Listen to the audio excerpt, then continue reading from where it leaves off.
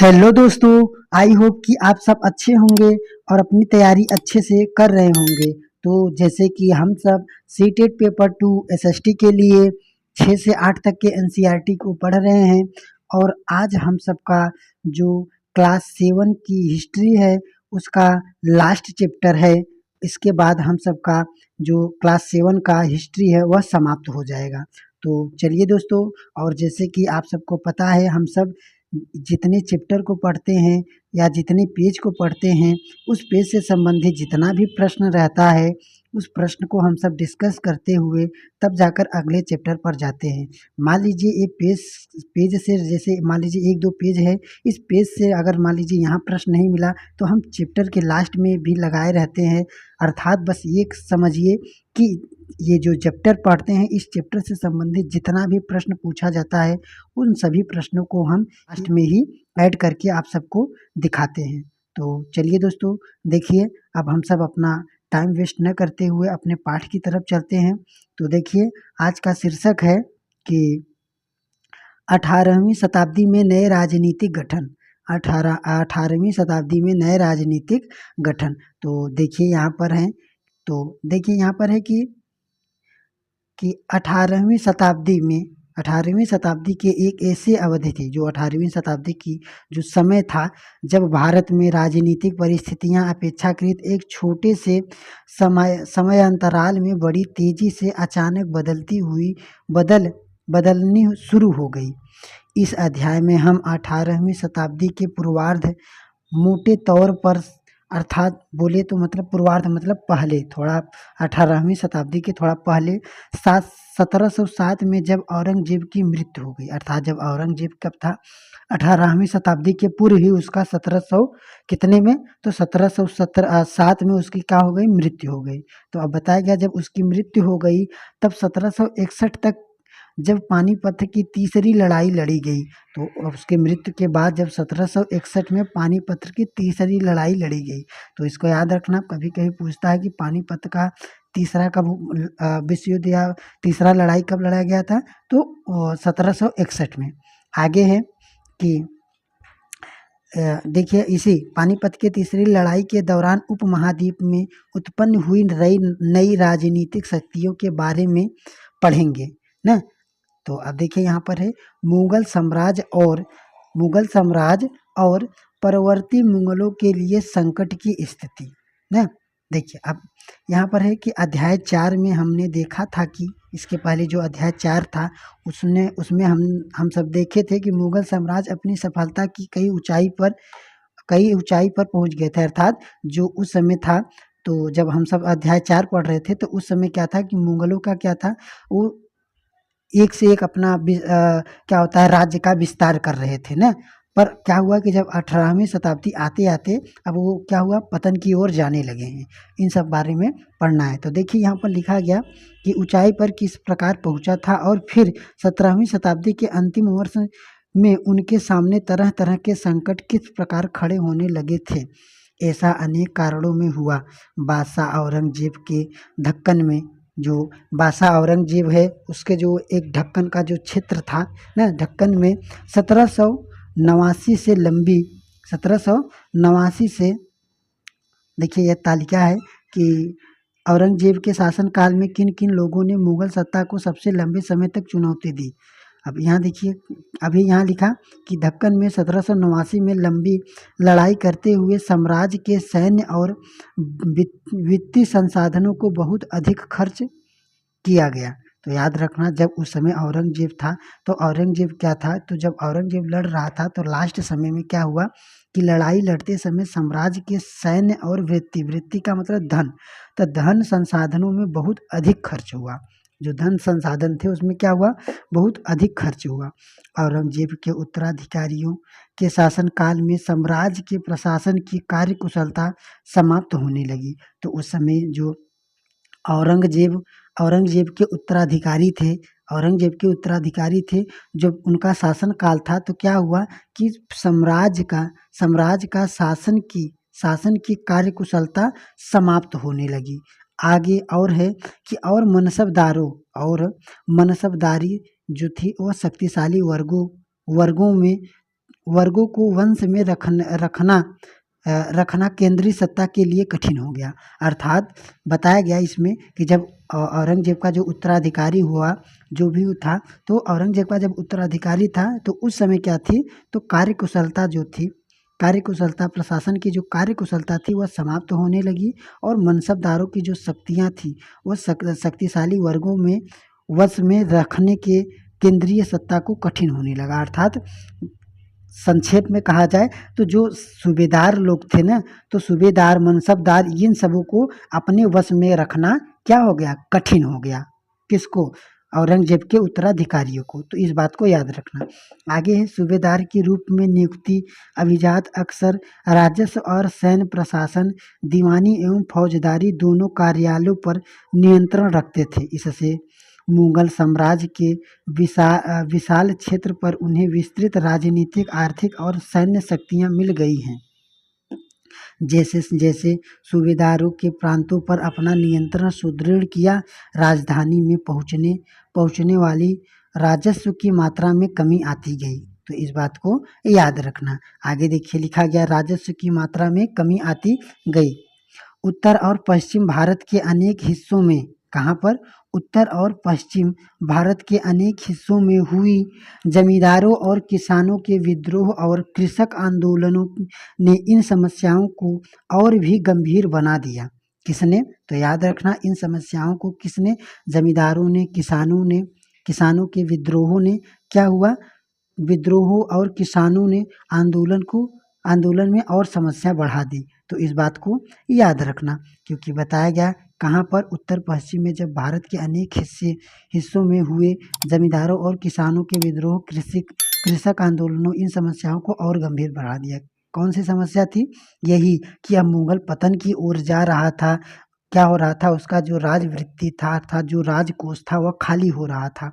अब कभी कभी यह विद्रोह बढ़ते हुए करों के भार के विरुद्ध हो जाता था। अर्थात ये विद्रोह जो था, कभी कभी ये क्या होता था, इतना बढ़ जाता था कि जो कर लगाया गया था, तो यह कर को मुद्दा बनाकर, अर्थात कर के विरुद्ध हो जाता था कि आप जो बहुत ज़्यादा कर लगाए हैं, क्योंकि जब समस्या हो रही थी तो कर भी बढ़ा दिया गया होगा। आगे है, और कभी कभी ये शक्तिशाली सरदारों के द्वारा अपनी स्थिति को सुदृढ़ बनाने की कोशिश करते थे। और कभी कभी क्या होता था कि जो शक्तिशाली सरदार होते थे, उनके द्वारा अपने सुदृढ़ अपनी स्थिति को क्या करते थे, सुदृढ़ बनाते थे, मतलब कोशिश करते थे कि हम सही रहें। आगे हैं, अतीत में भी विद्रोह समूह के मुगल सत्ता को चुनौती दी गई थी, परंतु अब ऐसे समूह ने क्षेत्र के आर्थिक संसाधनों का प्रयोग अपनी स्थितियों को मजबूत करने के लिए किया। जिस तरह से धीरे धीरे राजनीतिक व आर्थिक सत्ता प्रांतीय सूबेदारों, स्थानीय सरदारों व अन्य समूहों के हाथ में आ रही थी, औरंगजेब के उत्तराधिकारी इस बदलाव को रोक न सके। अर्थात जो इस समय समस्या हो रही थी, तो उस समय जो औरंगजेब के उत्तराधिकारी थी, इन समस्याओं का सामना नहीं कर सका। इस बात को याद रखना। आगे देखिए लिखा गया है, भरपूर फसल और खाली तिजोरी, भरपूर फसल और खाली तिजोरी। तो इस बात को याद रखना। अब आगे देखिए लिखा गया इसके बारे में कि एक तत्कालीन लेखक ने साम्राज्य के वित्तीय दिवालीपन का वर्णन इन शब्दों में किया है। देखिए क्या बोला है कि जो बड़े जमींदार थे, शिन्नशाह एवं निर्धन हो गए थे। उनके किसान वर्ग में दो फसलें उगाए जाते थे। उन किसानों के ना, लेकिन उन्हें दो में से कुछ नहीं मिलता था, दोनों फसलों में से कुछ नहीं मिलता था। याद रखना, उनके स्थानीय गुमास्ते थे तथा एक तरह के किसान के हाथ की कठपुतली बन गए थे। जैसे कि स्वयं किसान अपने ऋणदाता के वश में रहता है, जैसे कि स्वयं जो किसान रहता है वह अपने ऋणदाता अर्थात राजा के वश में रहता है, जब तक कि वह साहूकार का कर्जा नहीं चुका देता है। इस प्रकार संपूर्ण व्यवस्था एवं प्रशासनिक इतिहास चकनाचूर हो गया।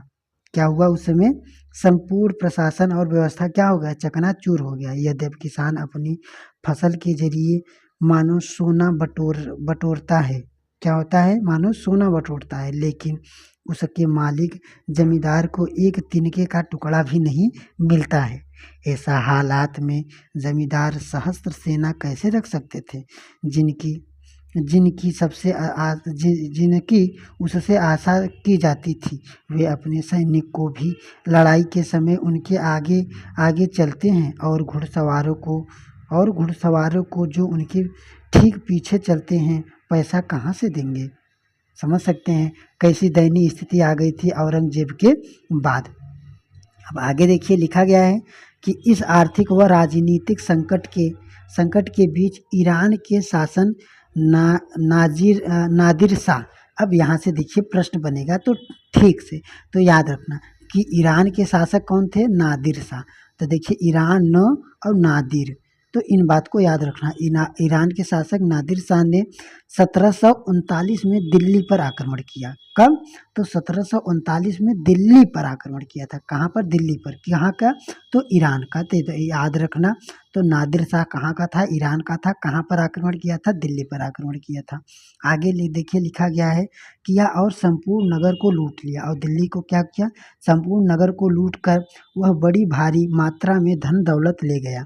अब नादिर शाह के आक्रमण के बाद अफगाना शासक, अब जब हुआ तो ऐसा देखा कि जो नादिर शाह था वह आक्रमण करके लूट ले गया, तो क्या हुआ, एक अफगाना था, तो अफगाना का शासक कौन था? अहमद शाह। कौन था? अहमद शाह अब्दाली। तो याद रखना अफगाना और अहमद शाह, अफगाना और अहमद शाह अब्दाली। ईरान नादिर शाह। तो इस बात को याद रखना, नादिर शाह ईरान का, अफगाना अहमद शाह अब्दाली अफगाना था। इस बात को याद रखना। आगे देखिए लिखा गया है, अब्दाली के आक्रमण का तांता लग रहा था, अर्थात वह भी आक्रमण किया। उसने तो 1748 से 1761 के बीच 5 बार आक्रमण किया। तो याद रखना जो अफगाना था ये तो सिर्फ एक ही बार आक्रमण करके दिल्ली को लूट कर चला गया, पर जो अफगाना शासक था उसने 5 बार आक्रमण किया। 5 बार आक्रमण दिल्ली पर आक्रमण किया ना, उत्तरी भारत पर आक्रमण किया और लूटपाट मचाया। अब आगे देखिए लिखा गया है, नादिर शाह का दिल्ली पर आक्रमण। लिखा गया है, नादिर शाह के आक्रमण के परिणाम स्वरूप दिल्ली में जो विध्वंस हुआ उसका वर्णन समकालीन प्रेक्षकों ने किया था। इनमें से एक मुगल कोष के जिस तरह धन लूटा था उसका वर्णन इस तरह किया। देखिए बताया गया कि 60 लाख रुपए और कई सोने, कहाँ पर? उस समय के, इस समय के नहीं, उस समय के 60 लाख रुपए, कई हजार सोने के सिक्के, लगभग 1 करोड़ रुपए के सोने के बर्तन, लगभग 50 करोड़ रुपए के गहने, जवाहरात और अन्य चीजें ले गया। इनमें से इन सभी वस्तुओं में से कुछ तो बेशक कीमती थी कि दुनिया में उनका मुकाबला कोई नहीं कर सकता था, जो भी और कोई रत्न नहीं कर सकता था। सबसे जो अधिक था तो वह क्या था? तख्ते ताऊ यानी मयूर सिंहासन। तो याद रखना दिल्ली पर जब कौन से अफगाना शासक ने जब आक्रमण किया था तो उसमें सबसे ज़्यादा कीमती क्या था? तो तख्ते ताऊ यानी मयूर सिंहासन था। याद रखना। आगे देखिए कितनी बार आक्रमण किया था? तो इन्होंने 5 बार आक्रमण किया था अफगाना शासक ने। आगे है, देखिए लिखा गया है कि एक अन्य वृत्तांत में दिल्ली पर आक्रमण के प्रभाव का वर्णन मिलता है। जो कभी कभी मालिक थे अब बड़ी दर्दनाक हालत हो गई है, जिन्हें कभी भरपूर आदर इज्जत दी जाती थी, उन्हें अब प्यास बुझाने के लिए पानी भी नहीं मिलता है। अगर थकल पड़े लोग को उनके कानों से खींचकर बाहर निकाल दिया गया। दौलतमंदों को भिखारी बना दिया गया। जो शौकीन लोग कभी कभी तरह तरह के सुंदर कपड़े पहनकर पोशाकों का नया फैशन चलाते थे, अब नंगे घूमने लगे। और जिनके पास जमीन जायदाद की कोई कमी नहीं थी वे बेघर हो गए। नए शहर शाहजहानाबाद और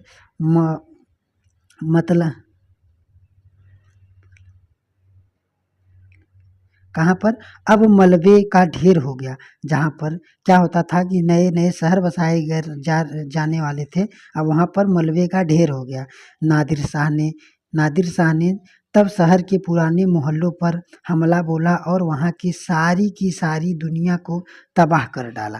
किसने? नादिर शाह ने। आगे देखिए, यहाँ देखिए एक नादिर शाह का एक चित्र बना गया है। तो आगे देखिए लिखा गया है, साम्राज्य पर सब ओर से दबाव को पड़ ही रहा था। अभिजातों ने अभिजातों के विभिन्न समूहों की पारस्परिक परि प्रतिद्वंदता ने भी उस पर और कमज़ोर बना दिया। तो याद रखना, तो यहाँ पर बताया गया कि दिल्ली पर कौन कौन था।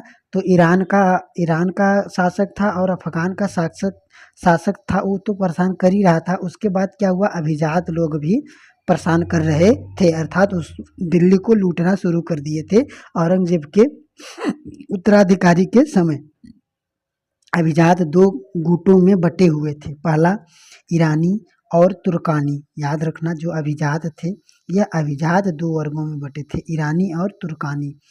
तुर्क तुर्क मूल के काफ़ी समय तक परवर्ती मुगल बादशाह इनमें से एक या दूसरे समूह के हाथों की कठपुतली बन रहे थे। बेहद अपमानजनक स्थिति तब पैदा हो गई जब दो मुगल बादशाह, कौन दो मुगल बादशाह? तो फर्रुख सियार और आलमगीर द्वितीय 1744 से 1759 में या इतने ईस्वी तक हत्या हो गई। दो अन्य बादशाहों अहमद शाह और शाह आलम, किसने? अहमद शाह और शाह आलम द्वितीय 1759 से 1816 तक उनके अभिजातों के अंधा कर दिया। क्या हुए? अभिजातों ने क्या कर दिया? अंधा कर दिया मुगलों को। देख लीजिए, अभिजातों ने मुगलों को मारना स्टार्ट कर दिया, अर्थात यहाँ पर देखिए अभी दो को मारा, दो को फिर अंधा कर दिया। तो इस बात को याद रखना कि मुगलों को अभिजातों का भी सामना करना पड़ा था। मुगल सम्राटों की सत्ता के पतन के साथ साथ बड़े प्रांत के सूबेदारों, बड़े जमींदारों ने उपमहाद्वीप के विभिन्न भागों में अपनी शक्ति और प्रबल बना ली। क्या हुआ कि जो मुगल सम्राट की सत्ता के पतन के बाद क्या हुआ कि जब बड़े बड़े प्रांत के जो सूबेदार थे, जमींदार थे, ये सब क्या हुआ, विभिन्न भागों में अपने शक्ति को प्रबल बना लिया। अब क्यों था, हो ही रहा था, मतलब उनका पतन हो ही रहा था मुगलों का। तो जहाँ जहाँ अच्छे अपना क्या सूबेदार थे, जमींदार थे, वे सब अपना ही वहाँ इलाका को अपने अंडर में ले लिया। जैसे अब उदाहरण में जैसे बताया गया अवध, बंगाल और हैदराबाद। तो इस बात को याद रखना, कहाँ कहाँ? अवध, बंगाल और हैदराबाद। आगे देखिए लिखा गया राजपूत। तो देखिए बहुत से राजपूत घराने, विशेष रूप से अंबर और जोधपुर के राजघराने मुगल व्यवस्था में विशिष्टता के साथ सेवारत रहते थे। तो क्या होता था कि जो राजपूत रहते थे वह मुगल घरानों में विशेष रूप से सेवारत रहते थे ना। बदले में उन्हें अपनी वतन जागीर को प्राप्त स्वायत्ता का आनंद लेने की अनुमति मिली हुई थी ना। अब 18वीं शताब्दी में इन शासकों ने अपनी आसपास के इलाकों पर अपना नियंत्रण का विस्तार करने के लिए अपने हाथ पांव मारने लगे। किसने? तो राजपूतों ने। जब जान गए कि मुगलों का अब पतन हो रहा है तो वो सब भी अपना स्वायत्ता होने लगे था, स्वतंत्र होने का प्रयास करने लगे ना। हाथ पांव मारने शुरू किया। जोधपुर के राजा अजीत सिंह, किसने? तो जोधपुर के राजा कौन थे? तो राजा अजीत सिंह भी मुगल दरबार की गुटीय समिति में अपने पैर फंसा लिया। आगे देखिए लिखा गया है, एक अभिजात के दरबार में स्वागत करते हुए फर्रुख सियार। अब देख लीजिए कि मतलब अब मुगलों का एकदम कैसा पतन हो गया है कि अभिजातों के दरबार में जा रहे हैं। आगे देखिए, यहाँ पर आप देख सकते हैं, देखिए ये अभिजात है, यहाँ पर ये मुगल है। यहाँ पर देखिए आगे लिखा गया है, इस प्रभावशाली राजपूत घराने के गुजरात और मालवा के लाभदायक सूबों की सूबेदारी का दावा किया गया ना। जोधपुर के राजा अजीत सिंह को गुजरात की सूबेदारी और अंबर की सवाइयों राजा जय सिंह को मालवा का सूबेदारी मिली। बादशाह बादशाह जो थे बादशाह शाहजहां बादशाह जहादार जहादार दार ने 1713 में इन राजाओं ने इन पदों का नवीकरण कर दिया। उन्होंने अपने वतनों के पड़ो प, पास पड़ोसी के शाही इलाकों के कुछ हिस्सों पर कब्जा करने की भी कोशिश की। जोधपुर राजघराने के नागौर की जीत लिया और अपने राज्य में मिला लिया। दूसरी ओर अंबर के भी बूंद के बड़ी हिस्सों पर अपना कब्जा कर लिया। सवाई राजा जय सिंह ने जयपुर में अपनी नई राजधानी स्थापित की और उसे सन 1782 में आगरा की सूबेदारी दे दी। आगे है कि 1740 के दशक में राजस्थान में मराठा, अब देखिए मराठों का आ गया राज। अब देखिए लिखा गया कई राजपूत सरदारों ने पहाड़ियों की चोटियों पर किले बनवाए थे। तो इस बात को याद रखना, क्या हुआ, कोई राजपूतों ने, मुगलों ने नहीं, याद रखना। कई राजपूतों ने क्या किया कि पहाड़ियों की चोटी पर किले बनवाए थे, जैसे चित्तौड़ का किला समझ सकते हैं। आगे है कि जो सत्ता के केंद्र बने, व्यापक किलाबंदी के साथ इन भव्य संरचनाओं में नगर महले, मंदिर, व्यापारिक केंद्र, जल संरचना और अन्य इमारतें होती थी। चित्तौड़गढ़ किला में तालाब, कुंड, कुएं, बावली जैसे कई निकाली गई थी। कहाँ पर? चित्तौड़ के किला में, याद रखना। आगे देखिए, अब देखिए प्रश्न आ गया हम सबका। तो देखिए यहाँ पर लिखा गया 18वीं सदी के नए राजनीतिक गठन। यहाँ पर है पहला कि औरंगजेब के बाद मुगल उत्तराधिकारी के सामने जो आर्थिक राजनीतिक संकट उत्पन्न हुए, उनके प्रमुख कारण बताइए, क्या क्या कारण थे। पहला कारण, औरंगजेब का दक्कन में लंबी लड़ाई लड़ते समय साम्राज्य के सैन्य व वित्तीय संसाधन का बड़ी मात्रा में खर्च हुआ। तो ये बात सही है, जो दक्कन में लड़ाई लड़ रहे थे वहाँ बहुत समय तक चला गया, जिससे उनकी वृत्ति जो थी, धन संपदा थी, वह उसमें क्या हुई, बड़ी मात्रा में खर्च हो गया और कमी आ गई। प्रशासनिक कार्य कुशलता में कमी। तीसरा है सूबेदारों और सैन्य प्रशासक एवं राजस्व कार्यालय में नियंत्रण का खत्म हो जाना। तो ये बात नहीं था, आगे था। विभिन्न क्षेत्रों में होने वाले कृषक एवं जमींदारों का विद्रोह। तो ये बात सही है। क्या होता था कि जो कृषक थे, जमींदार थे, वो भी क्या कर रहे थे, विद्रोह कर रहे थे उस समय। तो हमारा चौथा हो जाएगा, दूसरा हो जाएगा पहला, दूसरा और चौथा। तो कहाँ पर है? पहला, दूसरा और चौथा, अर्थात हमारा ये सही हो जाएगा। आगे है 1739 के ईरान के शासक नादिर शाह ने भारत के किस जगह पर आक्रमण करके उसे लूटा था। तो याद रखना, पहले जो नादिर शाह थे, नादिर शाह ने ही दिल्ली पर आक्रमण किया था। उसके बाद अफगान ने किया था। नादिर शाह के आक्रमण के बाद किस अफगाना शासक ने उत्तरी भारत पर 5 बार आक्रमण किया था? तो बताएं, अफगाना से अहमद शाह अब्दाली। आगे देखिए, अब यहाँ से पढ़ेंगे हम सब और इस प्रश्न को करेंगे। तो चलिए देखिए, यहाँ पर अब है, यहाँ से देखिए, यहाँ पर बताया गया कि जो अभियानों ने इन राजवाड़ों पर भारी दबाव डालना शुरू किया, जिससे उनका अपना विस्तार आगे होना रुक गया। आगे देखिए, पढ़ना है कि जयपुर के राजा जय सिंह के बारे में देखिए। लिखा गया 1782 में 1732 की एक फारसी वृत्तांत में राजा जय सिंह का वर्णन है। तो देखिए लिखा गया कि राजा जय सिंह अपनी सत्ता की चरम सीमा पर थे। 12 वर्ष के लिए वे आगरा के सूबेदार थे। याद रखना, जो जय सिंह थे वह कितने वर्ष के लिए? तो 12 वर्ष के लिए आगरा के सूबेदार थे और 5 या 6 वर्ष के लिए मालवा के पास विशाल सेना, कहाँ पर? मालवा के पास विशाल सेना के तोपाखाना तथा भारी मात्रा में धन संपदा थी। आगे है कि उनका प्रभाव उनका प्रभाव जो थे, कौन? जय सिंह थे। जय सिंह का प्रभाव दिल्ली से लेकर नर्मदा नदी के तट पर था। याद रखना। आगे देखिए है यहाँ पर कई राजपूत, इसको ध्यान रखना, यहाँ पर लिखा है कई राजपूत शासकों ने मुगलों का अधिराजत्व स्वीकार किया। तो जो कई राजपूत थे जो वह मुगलों का अपना स्वीकार किया, उनको अपना समर्पण किया, लेकिन मेवाड़ एकमात्र था। तो याद रखना एकमात्र क्या था, मेवाड़।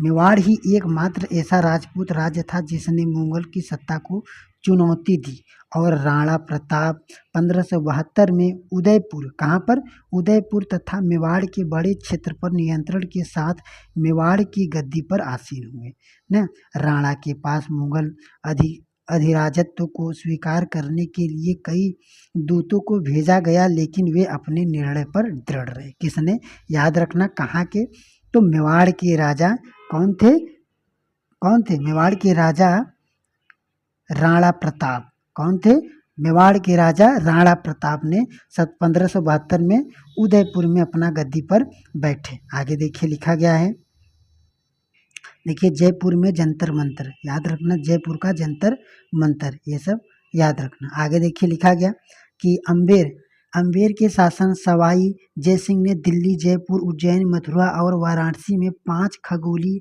वेधशालाओं का निर्माण कराया। जंतर मंतर के नाम से विख्यात इन वेधशालाओं में खगोलीय पिंड के अध्ययन हेतु कई उपकरण थे। आगे देखिए लिखा गया आज़ादी हासिल करना। आगे देखिए यहाँ पर लिखा गया है अब सिख। तो देखिए लिखा गया है, जैसे इसके पहले हम क्लास 6 में पढ़ चुके हैं, आपने पढ़ा है न कि क्या हुआ था कि मुगलों ने क्या हुआ था कि जो सिख के गुरु थे अर्जुन थे उनको मरवा दिया था। आदि सभी बातों को जो सिख के बारे में था, वो यह सिख खालसा का कैसे उत्पन्न हुआ या कैसे ये राजनीति में आ गए। सिख तो धर्म था, एक न धर्म था, पर सिख लोग कैसे राजनीति में आ गए, आज सभी बातों को हम सब क्लास 6 में पढ़े हैं। तो यहाँ पर देखिए लिखा गया है 17वीं शताब्दी के दौरान सिख एक राजनीतिक समुदाय के रूप में गठित हो गया। इससे पंजाब के क्षेत्रीय राज्य निर्माण को बढ़ावा मिला। गुरु गोविंद सिंह ने 1699 में खालसा पंथ की स्थापना की। कब, तो गुरु गोविंद ने 1699 कौन सी खालसा पंथ की स्थापना की से पूर्व और उसके पश्चात राजपूत व मुगल शासकों के खिलाफ कई लड़ाइयाँ लड़ी। 1708 में गुरु गोविंद सिंह की मृत्यु के बाद अब यहाँ पर गुरु गोविंद सिंह की मृत्यु हो गई और वहाँ औरंगजेब की, याद रखना। बाद बंदा बहादुर, अब गुरु गोविंद सिंह का उत्तराधिकारी बंदा बहादुर, याद रखना। बंदा बहादुर के नेतृत्व में खालसा ने मुगल सत्ता के खिलाफ विद्रोह किया। किसने, बंदा बहादुर ने। उन्होंने बाबा गुरु नानक और गुरु गोविंद सिंह के नामों वाले सिक्के गढ़कर अपने शासक को सार्वभौमिक बताया, अर्थात उन्होंने स्वतंत्र किया कि हम सब स्वतंत्र हैं। सतलुज और यमुना नदी के बीच, कहाँ पर, याद रखना सतलुज और यमुना नदी के बीच के क्षेत्र में उन्होंने अपनी शासन की स्थापना की। किसने, वही क्या था अभी हम सब पढ़े, बंदा बहादुर ने ना स्थापना किया ना। 1715 में बंदा बहादुर ने बंदी बना लिया गया। क्या हुआ, मुगलों के द्वारा बंदी बना लिया गया। 1716 में मार भी दिया गया, अर्थात मुगल ने उनको मार भी दिया। 18वीं शताब्दी में कई योग्य नेताओं के नेतृत्व में सिखों ने अपनी आप को जो क्या हुआ, नेताओं के, याद रखना कई नेताओं के नेतृत्व में सिख लोग क्या किया, अपने आप को जस्तों में, कहाँ पर, जस्तों में और बाद में मिसलों में, पहले जस्तों में और बाद में मिसलों में संगठित किया। इस जस्तों का मिस्रों में संयुक्त सेना दल खालसा था, अर्थात ये जो मिश्रित थी दोनों जस्ता और मिसला, ये दोनों दल खालसा कहलाई। उन्हें दिनों दल खालसा वैसाखी और दीपावली के पर्व पर अमृतसर में मिलता था। इन बैठकों में वे सामूहिक निर्णय लिया करते थे जिन्हें गुरुमत्ता या गुरु के प्रस्ताव कहा जाता था। सिखों ने राखी व्यवस्था का स्थापना की। इसके अंतर्गत याद रखना राखी व्यवस्था का स्थापना किसने किया, तो सिखों ने किया ना। आगे बताया गया कि जो सिख के जो थे अमृतसर में मिलते थे, तो वहाँ पर क्या होता था कि गुरुमत अर्थात जो गुरु बताते थे वही वो सब सुनते थे, अर्थात अपने मत विचार को रखते थे। याद रखना इस सब बातों को ना, जिसके अंतर्गत किसानों से उनकी उपज का 20% कर के रूप में लेकर बदले में संरक्षण प्रदान करते थे। किसने? ये राजपूत लोग ने। आगे देखिए, यहाँ पर देखिए अब आगे लिखा गया है, गुरु गोविंद सिंह ने खालसा को प्रेरित किया कि शासन उनके भाग्य में है। अर्थात जो गुरु गोविंद ने खालसा को प्रेरित किया। खालसा मतलब अपनी टीम, अपने सेना को। खालसा एक क्या थी? एक सेना थी। तो याद रखना, गुरु गोविंद ने क्या किया? अपने खालसा अर्थात अपनी सेना को प्रेरित किया कि शासक जो है अर्थात जो उनका राज्य है वो अपने भाग्य में है ना। राजा करे और कहा कि राज करेगा खालसा, ऐसा उन्होंने वाक्य बोला अपने सैनिकों को प्रोत्साहन बढ़ाने के लिए। अपनी सुनियोजित संगठन के कारण खालसा पहले मुगल सूबेदारों के खिलाफ और फिर अहमद शाह अब्दाली के खिलाफ सफल विरोध प्रकट कर सका। अहमद शाह अब्दाली ने मुगलों के पंजाब का समृद्ध प्रांत और सरहिंद की सरकार को अपने कब्जे में ले लिया था। खालसा ने 1765 में अपना सिक्का गढ़कर सौभाव्य शासकों की घोषणा की। यह महत्वपूर्ण है कि सिक्के पर उत्तीर्ण शब्द वही थे जो बंदा बहादुर अभी इसके पहले मारा गया बेचारा। तो यहाँ पर बताया बंदा बहादुर के समय में खालसा ने आदेशों में पाए जाते थे। अब लिखा गया 18वीं शताब्दी के अंतिम भाग में सिख इलाके थे सिंधु से यमुना तक फैले हुए थे। कहाँ से? याद रखना, सिख इलाके कहाँ से? सिंधु और यमुना तक फैले हुए थे। यद्यपि ये विभिन्न शासक में बटे हुए थे। इनमें से एक शासक महाराजा रणजीत सिंह ने विभिन्न सिख समुदाय में भी एकता कायम करके 1799 में लाहौर को अपनी राजधानी बनाया। कहाँ पर? तो लाहौर को अपनी राजधानी बनाया। किसने? तो याद रखना, महाराणा रणजीत सिंह ने लाहौर को राजधानी बनाया। आगे देखिए लिखा गया है मराठा। तो देखिए अब मराठा के बारे में, तो मराठा राज एक अन्य शक्तिशाली क्षेत्र राज था ना, अत्यंत शक्तिशाली क्षेत्र राज था जो मुगल शासन को लगातार विरोध करके उत्पन्न हुआ ना। शिवाजी 1627 से 1680 के शक्तिशाली योग्य परिवार थे। देशमुखों की सहायता से ये स्थानीय राज्य की स्थापना की। अत्यंत गतिशील कृषक पशुचारक और कुनबी मराठा की सेना का मुख्य आधार थे। कौन कौन? याद रखना, कौन कौन? तो पशुचारक, कृषक और कुनबी आदि मराठा के सेना के क्या थे? प्रमुख आधार थे न। शिवाजी के प्रायद्वीप में मुगलों को चुनौती देने के लिए इस सैन्य बल का प्रयोग किया न। शिवाजी की मृत्यु के पश्चात, जब उनकी मृत्यु हो गई उसके पश्चात क्या हुआ? मराठा राज्य में प्रभावी शक्ति या चिपवावन ब्राह्मणों के परिवार के साथ में रही। शिवाजी के उत्तराधिकारी शासनकाल में पेशवा, कहाँ? तो याद रखना कहाँ पर? पेशवा प्रधानमंत्री के रूप में अपनी सेवाएं देते थे। कौन? तो पेशवा न पूरे महाराष्ट्र राज्य की राजधानी थी। याद रखना, पूरे जो थी यह महाराष्ट्र या मराठों के राज्य की राजधानी थी। याद रखना, जो मराठे थे, मराठे के राज्य की राजधानी पुणे थी।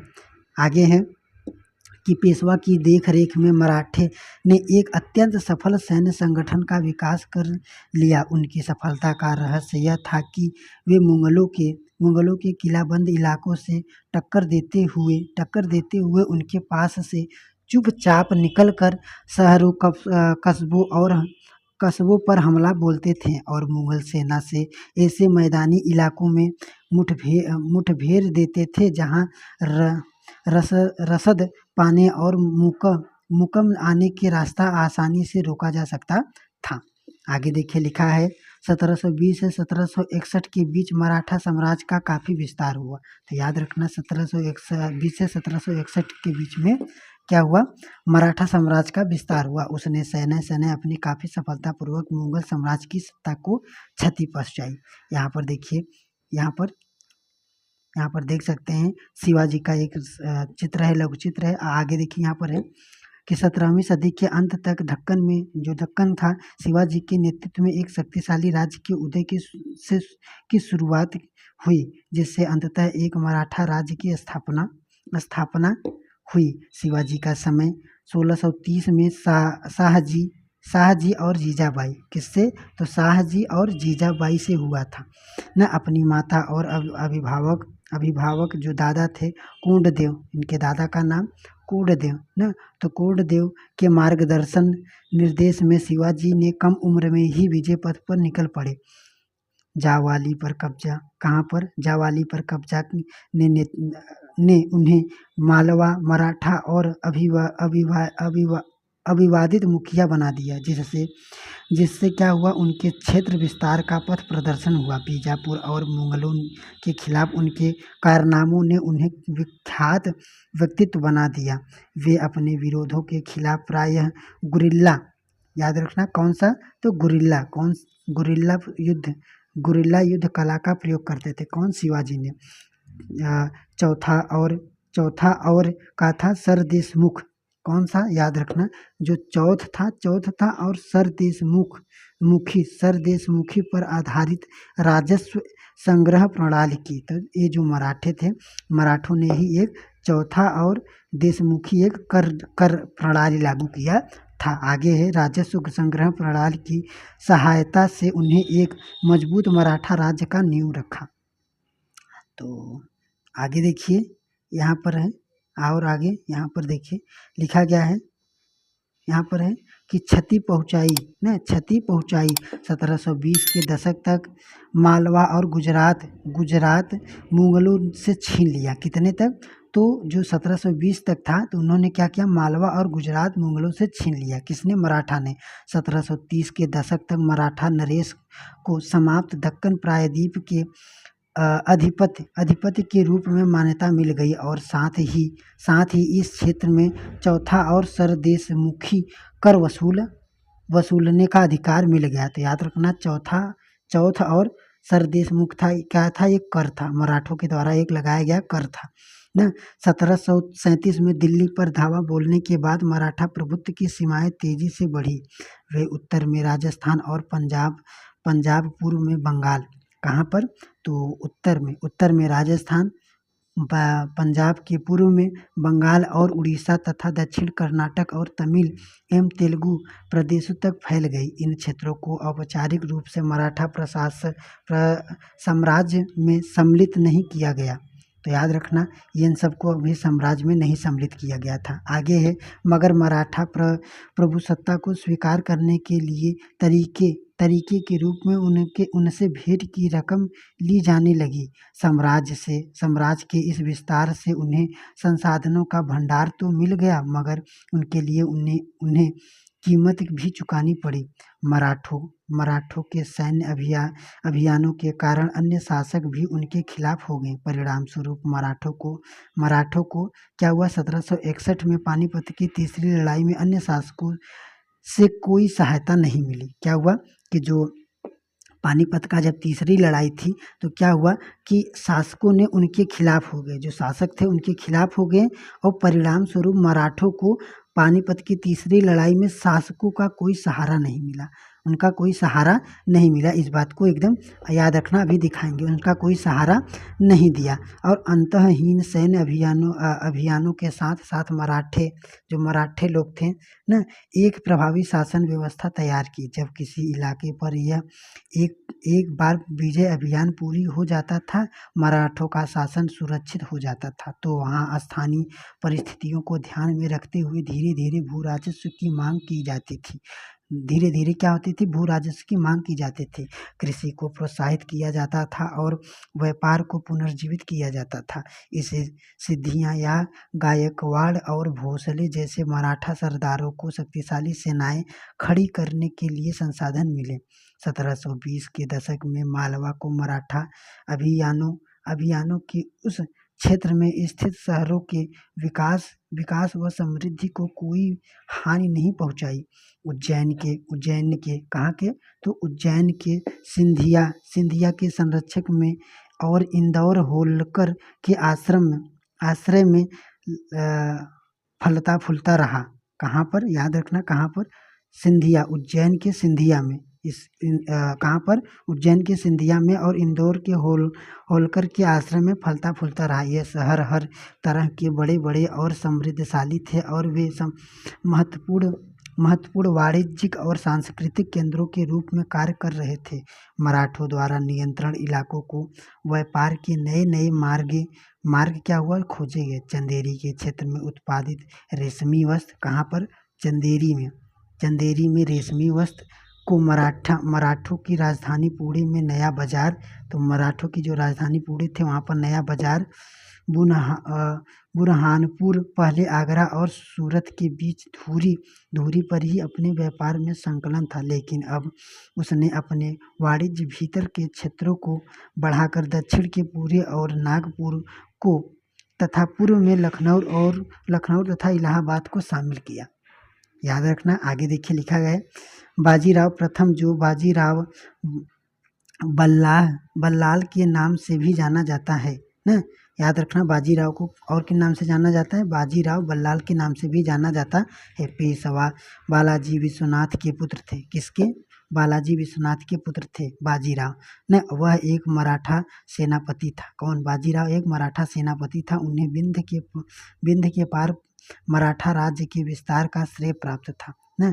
और तथा वे मालवा, बुंदेलखंडी, गुजराती, पुर्तगालियों के खिलाफ सैन्य अभियानों के लिए की जाते थे न। आगे देखिए है जाट।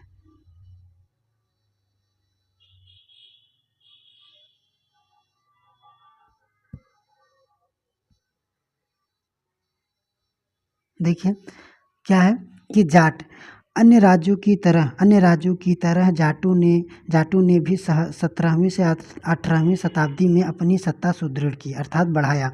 अपने नेता कौन सा नाम था, चूड़ामणि, किसके, जाटों के नेता का नेतृत्व में उन्होंने दिल्ली के पश्चिम में स्थित क्षेत्रों पर अपना नियंत्रण कर लिया। कहाँ पर, तो दिल्ली के पश्चिम के क्षेत्रों पर अपना नियंत्रण कर लिया। किसने, तो जाटों ने। 1980 में, कहाँ, 1980 के दशक तक आते आते उनका प्रभुत्व दिल्ली और आगरा के दोनों शाही शहरों के बीच हो गया। कहाँ पर, दिल्ली और आगरा दोनों पर, किसका, जाटों का बीच क्षेत्रों पर होने लगा। वस्तुतः कुछ अरसे के लिए वे आगरा शहर के अभिरक्षक भी बन गए। जाट समृद्ध कृषक थे। जो जाट थे वह क्या थे, समृद्ध कृषक थे। उनके प्रभुत्व क्षेत्र में पानीपत तथा बल्लभगढ़, कहाँ, पानीपत, उनके जो क्षेत्र था, उनका क्षेत्र कहाँ तक था, पानीपत और बल्लभगढ़। पानीपत और बल्लभगढ़ जैसे शहर महत्वपूर्ण व्यापारिक केंद्र बन गए। सूरजमल के राज्य में भारतपुर शक्तिशाली राज्य बना। जो सूरजमल थे उनके राज्य में क्या हुआ, भरतपुर शक्तिशाली एक राज्य बना ना के रूप में उभरा। 1739 में जब नादिर शाह ने दिल्ली पर हमला बोलकर उसे लूटा तो दिल्ली के कई प्रतिष्ठित व्यक्तियों ने भारतपुर में शरण ली।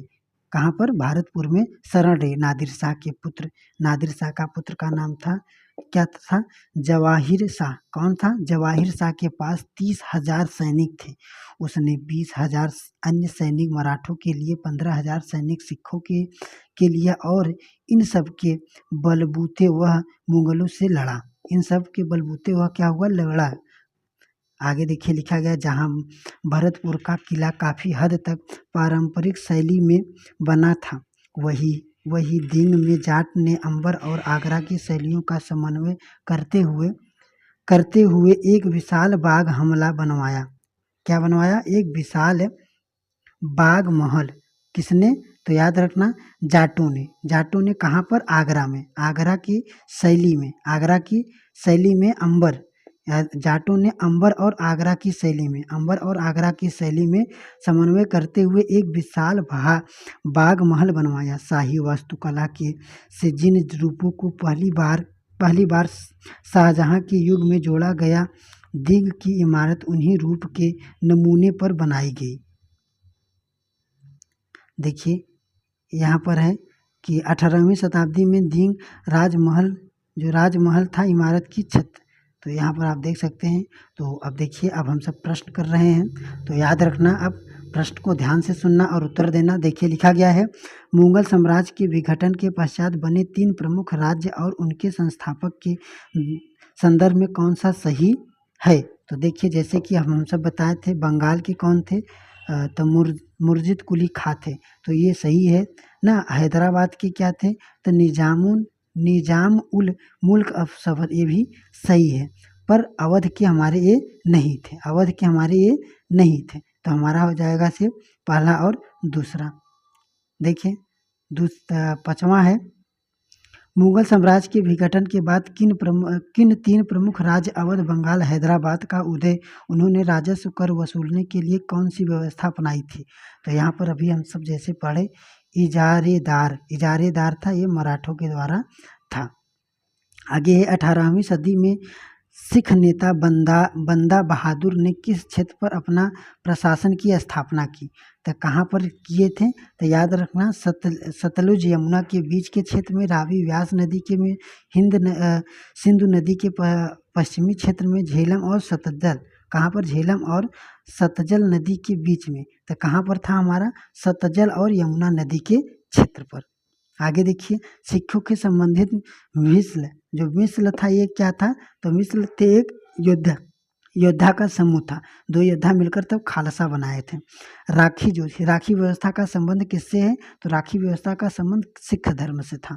आगे है, देखिए आगे है, सिख शासन महाराणा रणजीत सिंह ने 1799 में किस शहर को अपना राजधानी बनाया। तो कहाँ बनाए थे, वे लाहौर को अपना राजधानी बनाए थे। मराठों के संदर्भ में नीचे दिए गए कथनों पर विचार कीजिए। शिवाजी ने एक अस्थायी राज्य की स्थापना शक्तिशाली योद्धा परिवार देशमुखों की सहायता से की। तो ये बात सही है।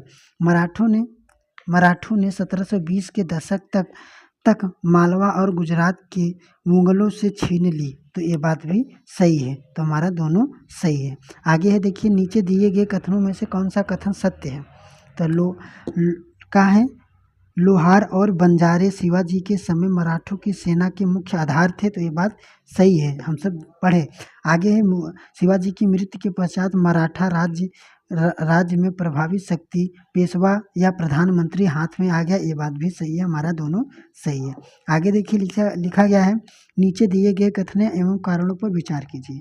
पेशवाओं की देखरेख में मराठों की एक अत्यंत सफल सैन्य संगठन का विकास कर जो था मुगल साम्राज्य की सत्ता को क्षति पहुंचाई, ये बात सही है। आगे, पेशवा मुगलों की किलाबंदी इलाके के टक्कन लेकर वह संसाधनों पर कब्जा किया। तो ये बात गलत है, तो हमारा कथन सही है पर कारण गलत है। आगे देखिए लिखा है, चौथ कर सर देशमुख कर का संबंध किससे है। तो हम बताए थे ये दोनों कर किया थे मराठा ने लागू किया था। आगे देखिए लिखा गया, नीचे दिए गए कथनों पर ध्यान दीजिए। 1737 में बाजीराव प्रथम के नेतृत्व में दिल्ली पर धावा बोलने के बाद मराठा प्रभुत्व की सीमाएं जो थी वह तेजी से बढ़ी। तो ये बात सही है। दूसरा है, मराठों ने उत्तर में राजधानी राजस्थान और पंजाब, पूर्व में बंगाल, उड़ीसा, दक्षिण में कर्नाटक और तेलुगु प्रदेश का अपने साम्राज्य में प्रत्यक्ष रूप से मिला। तो प्रत्यक्ष रूप से एकदम नहीं मिला था, और हमारा पहला सही हो जाएगा। आगे देखिए लिखा गया है, 1761 में मराठों की पानीपत की तीसरी लड़ाई में मराठों की पराजय का प्रमुख कारण था, जो मराठे थे प्रमुख कारण उनका था। तो हम सब बताए थे कि जो मराठों का सैन्य अभियान के कारण अन्य शासकों ने उनके जो क्या है खिलाफ हो गए थे। आगे है, नीचे दिए गए कथनों में से कौन सा कथन सत्य है। मालवा में मराठा अभियानों ने उस क्षेत्र में स्थित शहरों के विकास एवं समृद्धि को कोई हानि नहीं पहुंचाई। तो ये बात गलत है, ये बात गलत है। आगे, मराठों द्वारा नियंत्रण इलाके में वाणिज्य व्यवस्था की पूरी नष्ट हो गई। ये बात भी गलत है, हमारा हो जाएगा न तो ए न तो बी। आगे देखिए है कि नीचे जाट नेता में भरतपुर शक्तिशाली राज्य के रूप में उभरा। कौन थे, तो याद रखना सूरजमल थे। कौन थे, सूरजमल थे। आगे देखिए, जाटों के अंबर और आगरा की शैलियों का समन्वय करते हुए एक विशाल या बाग महल किस जगह बनवाया गया। कहाँ पर बनवाया गया, आगरा और क्या था, आगरा और एक और था, आगरा और अंबर में। दूसरा है कि नादिर शाह ने जब भारत पर मुगलों के ऊपर आक्रमण किया था तब उसे किन क्षेत्र शक्तिशाली या सहयोग मिला? तो याद रखना सबसे मिला था। किसे मिला था? सबसे मिला था। तो आप देखिए हमारा ये चैप्टर ख़त्म हो गया। अब कल से चलेगा क्लास 7 का जियोग्राफी। तो चलिए, आशा है कि आप सबको अच्छा लगा होगा। अब मिलते हैं अगले क्लास में।